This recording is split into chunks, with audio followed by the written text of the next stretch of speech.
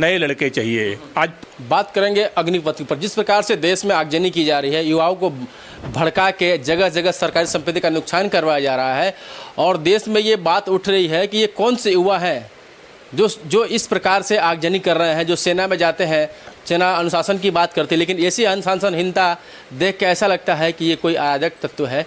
और इन्हीं सारे मुद्दों पर बात करने के लिए हमारे साथ कैप्टन आई सिंह जी जुड़ चुके हैं। हम उनसे जानेंगे कि सर इन सारी चीज़ों के क्या मायने हैं। सर, लगातार सेना को अनुशासन से जोड़ा जाता है, लेकिन सेना के भर्ती के नाम पे ये जो सारी चीज़ें की जा रही हैं, सर कैसे देखते हैं इस मामले को? सर बिल्कुल, बहुत अच्छी बात है, आपने अच्छा सवाल लिया है कि ये जितने भी आंदोलन प्रोटेस्ट हो रहे हैं, इनका सेना से, देश से कोई लेना देना नहीं है।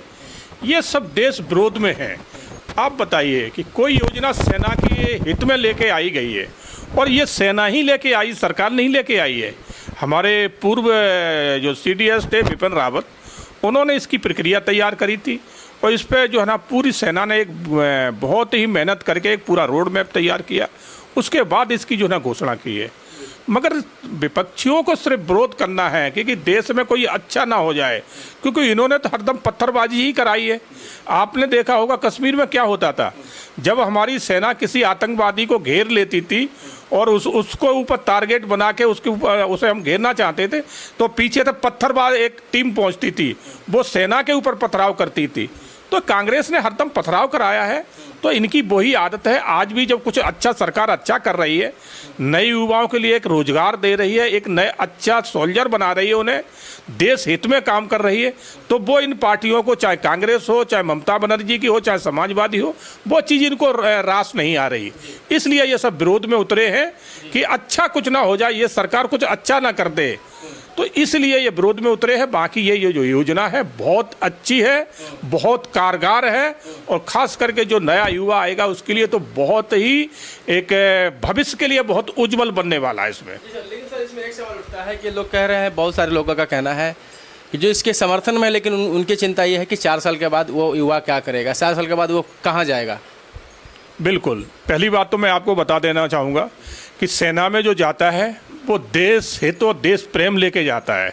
वो ये सोच के नहीं जाता कि हम आगे क्या करेंगे, क्या होगा, क्या नहीं होगा, क्योंकि सेना में जब जो भर्ती होता है उसका एक ही जो है ना विचारधारा होती है कि हम देश के लिए जा रहे हैं, और देश हित के लिए अगर हमें प्राण भी देना पड़े तो देंगे, और देते भी हैं। तो ये सोच के जाते हैं, वहाँ पर पैसा क्या मिलेगा, क्या नहीं मिलेगा, आगे क्या होगा, क्या नहीं, ये सोच तो सैनिक कभी रखता ही नहीं है, और ना ही सेना को रखना चाहिए। अगर कोई ये रखता है तो वो सेना के योग्य नहीं है।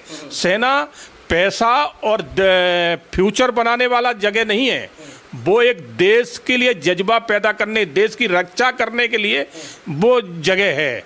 तो अगर कोई इस तरह की बातें कर रहा है तो वो मैं कह रहा हूँ बिल्कुल ही उसके दिमाग की मानसिक दिवालिया है उसका। तो सेना कभी पैसे और फ्यूचर से नहीं जोड़ा जा सकता।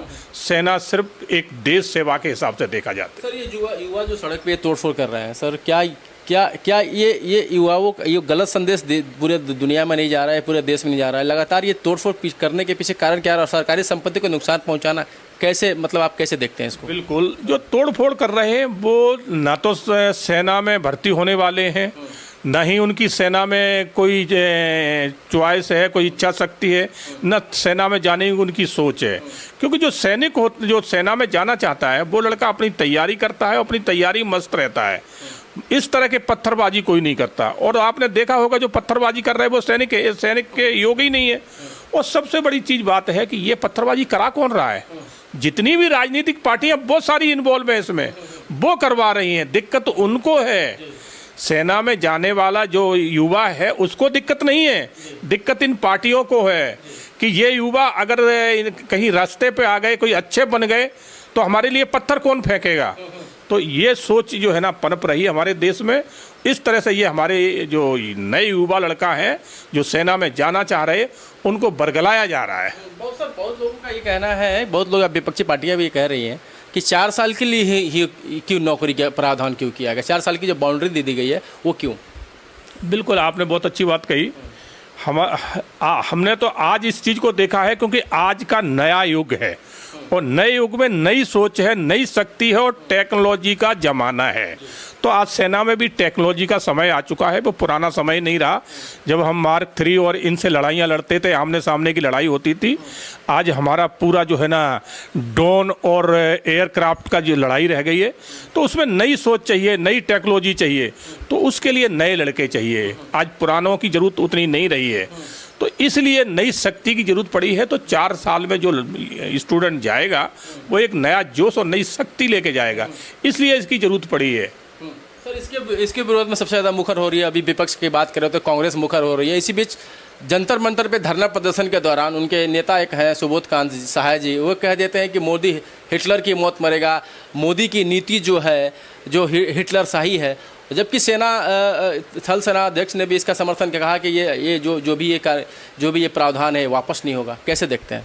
नहीं, वापस होने का तो इसका कोई बिल्कुल कहीं कुछ है ही नहीं, क्योंकि इतनी अच्छी योजना है। और ये मोदी योजना नहीं लेके आए, ये सेना लेके आई है।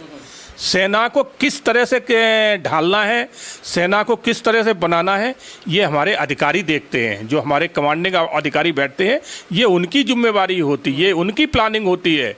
तो ये योजना वही आर्मी लेके आई है, कोई प्रधानमंत्री नहीं लेके। सर, इसमें सवाल ये उठता है कि सर इसमें कांग्रेस क्यों बौखला रही है? सर, कांग्रेस के बयान दे रही है, वो भी प्रधानमंत्री चुने हुए प्रधानमंत्री के खिलाफ। बिल्कुल, आपने देखा होगा कि कांग्रेस की आज हालत क्या है कि कांग्रेस में ना कोई नेता बचा है, नीति बची है। जो कांग्रेस का एक परिवार है, जो सुप्रीमो है कांग्रेस के, आज दोनों ही जेल के मुहाने पे बैठे हैं। ईडी सवाल जवाब पूछ रही है, वो इनसे दिए नहीं जा रहे। जो जिस तरह से इन्होंने जो 5,000 करोड़ का घोटाला किया है, तो उस घोटाले की जब पूछ बताओ चल रही है, ईडी सवाल पूछ रही है, वो इनसे आ नहीं रहे। तो उसको जनता के आंखों में धूल झोंकने के लिए कि राहुल गांधी को, सोनिया गांधी को कोई ये ना